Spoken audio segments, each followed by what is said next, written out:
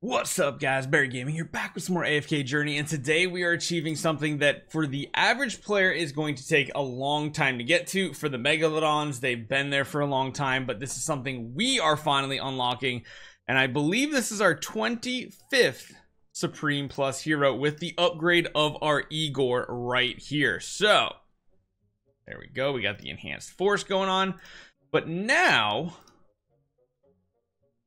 Yep, it looks. I think we got it unlocked. I guess there's no is there no quest for this or something? That's kind of weird. You'd think there would be. But now when you actually take a look at your heroes, we have another way to ascend them. Although it takes 6 copies to go from Supreme to Paragon 1, and I don't think I have that on any hero whatsoever. Yeah, like none of my heroes have. We got like what? 2 copies, 1 copy, 1. 3 of 45 for Odie. Man, are we gonna have to go back and buy Odie copies now?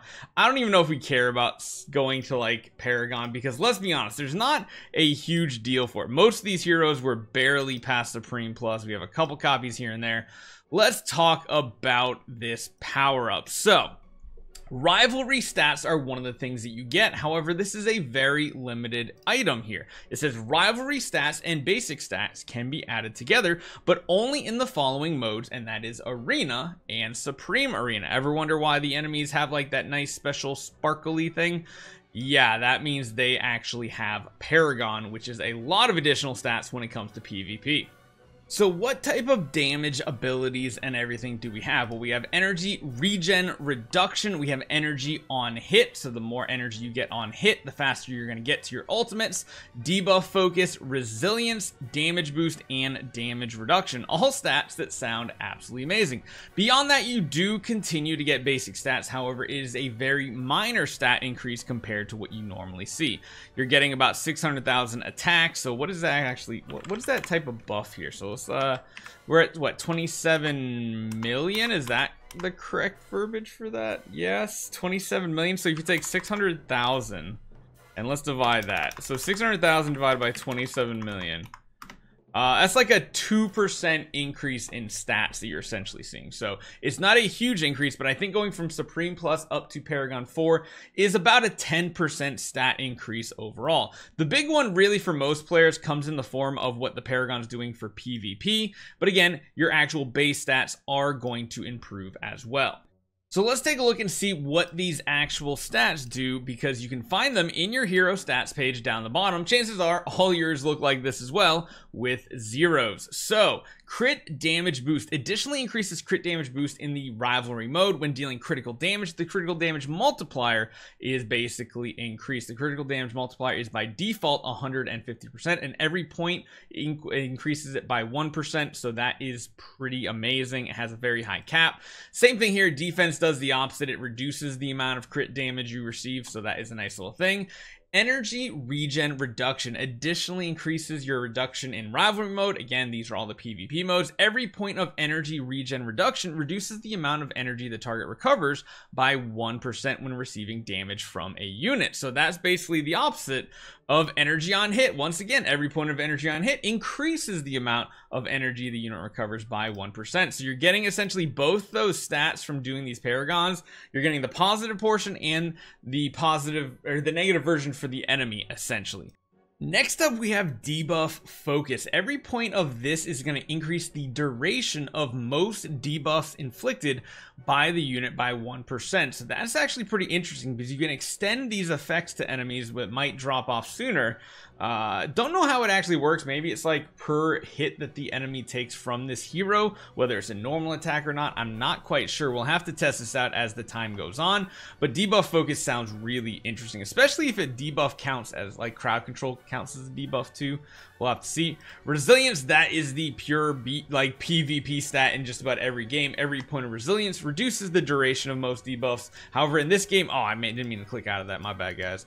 Yeah, it's pretty much the opposite again of debuff focus. So all these stats you're getting are positive for you, negative for the enemy, or rather positive for you going out, positive for you coming in as well. Of course, plain old damage boost. So yeah, you start off with a multiplier of 100% because you deal 100% of your normal damage, and every point difference reduces or increases the multiplier. So that's the same thing. It's basically a calculation between boost and reduction. For every point of boost you have over the enemy's reduction, you're going to do 1% flat more damage. And then on top of that, you're going to do additional crit damage if your hero crits the enemy as well.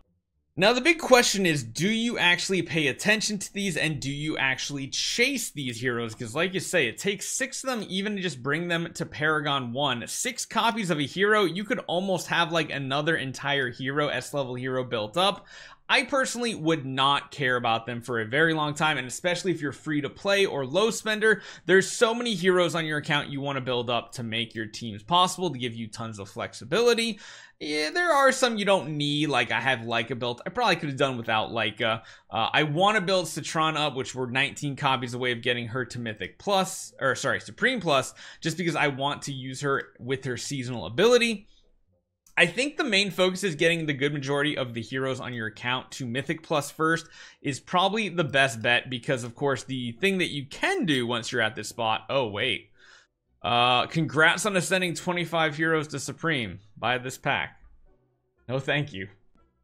But anyway, without buying that pack or anything, there are some things you can do. So now that you have Paragon unlocked, technically we can get up to 14 copies on an upright banner. However, you'll notice I can't do that yet. It's still stuck at this 8. That's because I don't have a Paragon hero. Beyond that, it can't be the hero that you're building on this banner. Like, even if I had Alsa to Paragon, that wouldn't be possible to go further. You need another Paragon 1 hero in order to get more summons. And then I believe as you get to higher Paragons, even more unlocked. So down the road, you can a Megalodon can literally go from a brand new copy of a hero all the way up to Paragon 4 in day 1. But again, the wish list is important. So this is where we actually have some maxed out heroes already here. Things like Thorn and stuff, Carolina, they're both maxed out, but I'm leaving them on the banner here because of course additional copies can help.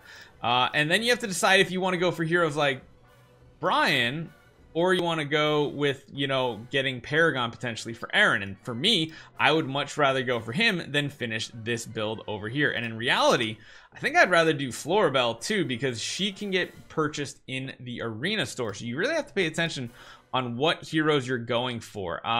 Lamont, man, I don't know if I'd ever use Lamont. So again, we don't have him built up, but I don't know if it's worthwhile to go for him. And same situation here. Do I ever want to use Atlanta as a hero?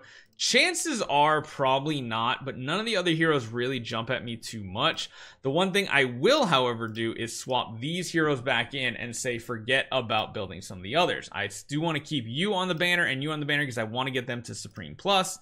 Another situation down here, I don't care about Parisa as much. I'd rather go for these 2 heroes. And similar situation down here, you want to update your list to kind of correspond with what your goals are. If you care about building those heroes beyond Supreme Plus, then you want to update your wish list to reflect that and no longer try to build those other heroes potentially if you're getting close to 25 Supreme Plus. However, average player, gonna take a very long time for that to happen because even me as a spender, it's taken me to this point. It's like hashtag 1 to 2 year goals in AFK Journey for the average player, but I want to show you guys what Paragon is, what it actually does for your heroes, what type of base stats and rivalry stats it does, and what you should consider when it comes to your hero wish list and your rate up banners. Hopefully you guys enjoyed this one. Hit that subscribe button, leave a comment down below if you have any questions or you want to know anything else about the Paragon system, and I'll see you guys next time.